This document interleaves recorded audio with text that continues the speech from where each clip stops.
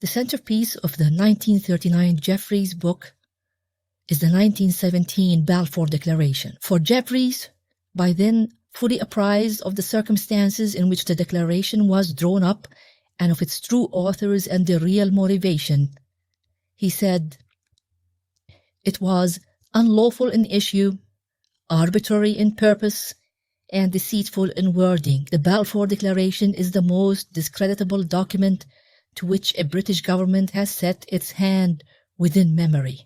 The casual insouciance with which the government was prepared to offer Palestine to the Zionists is exemplified in Sir Mark Sykes of the Sykes-Picot Agreement flippant exclamation when the cabinet passed the Balfour Declaration on November 2nd. "It's a boy," he cried joyfully to the Zionist leaders waiting anxiously for the cabinet's vote outside the meeting. In one short page, a 67-word letter from Arthur Balfour, the then Foreign Secretary, to Lord Rothschild, a leading British Zionist figure of the time. It committed the British government to supporting the establishment in Palestine of a national home for the Jewish people. And from that moment, set the stage for the unending strife and conflict that has blighted the country and the Middle East region ever since, and whose ramifications have long since spread far beyond. The declaration was in every sense a strange document, neither legal pledge nor formal contract between the British government and the Zionists, ambiguously worded and so left open to interpretation by the interested parties.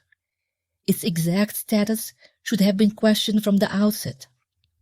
Jeffries' detailed analysis of its content reveals the deliberate vacuousness of some of its parts and the duplicity of others. What, for example, does the sentence, "His Majesty's government views with favor the establishment of a national home for the Jewish people," precisely mean?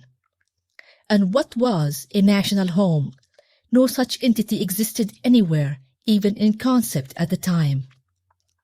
And who exactly were the existing non-Jewish communities in Palestine? Beneath its deceptively vague phraseology, the main thrust of the Balfour Declaration was the centrality it accorded to the Zionists and the primacy of their claim to Palestine over any other. The insertion of the word national betrays its real purpose, the eventual emergence of a Jewish state from the national home. Jeffries shows how text's every word had been pored over repeatedly and discussed and amended to reflect this fact. Many may be surprised to learn that the real authors of the Balfour Declaration were not British government officials, nor the man who gave it his name, but a committee of some 20 Zionist leaders working in unison on both sides of the Atlantic. Chaim Weizmann, the prominent chemist and ardent Zionist leader at the center of influence over Balfour and other top officials from Britain, coordinated its transatlantic composition after having been assigned responsibility for the drafting of the declaration by Balfour. In 1915, the Zionists were influential at many levels of government in both Britain and the US, and included in their ranks top financial and professional figures. They were well placed to push the issue through the administration of both countries, and did so with considerable success. When Balfour's British delegation visited America in the spring of 1917, they found an administration that was, in Jeffries' phrase, thoroughly Zionized. The Balfour Declaration was 2 years in the making, its successive drafts shuttling between Britain and America to gain the approval of both governments, which acted as nothing more than facilitators and enablers of the Zionist project. The drafts written before November 1917 were little more than Zionist wish lists, giving the Zionists complete autonomy in Palestine and unlimited Jewish immigration into it. According to Jeffries, it seems that Britain was initially prepared to turn over the whole of Palestine to them for the establishment of the Jewish national home. But for the strong objections of a small group of British Jewish leaders opposed to Zionism, the Balfour Declaration might have been even more partisan than it already was. When it was finally issued in November 1917, it was a Zionist document almost entirely, and the Zionists unsurprisingly seized on it as if it had been a contract set in stone, giving them the unquestionable right to put into effect their plan to establish a state for Jews in Palestine. From then on, the contortions and tussles between the immigrant Zionist community and the British authorities ruling Palestine all stemmed from that initial Zionist assumption that they had an unarguable right to the country and that it was Britain's obligation to assist them in its takeover.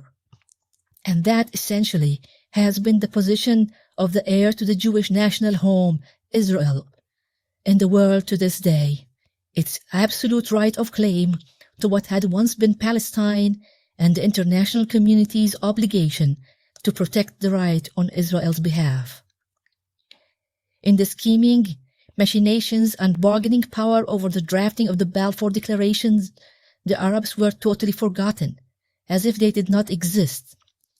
To credit this extraordinary situation, one would have to enter the colonial mindset of men who saw subject peoples as savages and natives of no account. But even with that, Britain's cavalier disregard for the effect of the Zionist plan would have on Palestine's indigenous people was inordinately callous. It was the more heinous for taking advantage of their backward situation at the time. The majority of Palestinians in 1917 were peasants and farmers without education. They were in no position to resist or even comprehend the complex ideology of Zionism, linked as it was to European Jewish history they were ignorant of. And Palestine's middle class of old families, religious leaders, and professionals was too small to be effective, and the task too hard. My grandfather was a landowner and also a noted religious authority and Sharia judge, but he could no more have fought the Zionists than any of his illiterate peasants. In these circumstances, imposing a well-organized, politically experienced, and ideologically driven Zionist movement backed by a major imperial power onto an Arab population so ill-prepared and helpless was an act of the most cynical exploitation. Neither people had anything in common. The one agrarian and uncomplicated, struggling to reconstitute itself after centuries of Ottoman rule, and the other, urban, complex, and imbued with a fervid sense of entitlement to what it saw as its exclusive patrimony. The disparity of education and political cultural development between the parties meant that the result was a foregone conclusion. For Jeffries, British policy in Palestine always involved fraud and perfidy. It was not the result of an honest mistake or made in ignorance of the facts. Britain's decision-makers knew exactly what they were doing when they withdrew from the Arabs of Palestine their natural right to their land and substituted it for it a bogus right of a foreign community with no claim to it other than that given by a spurious declaration of uncertain legal status and ambiguous meaning.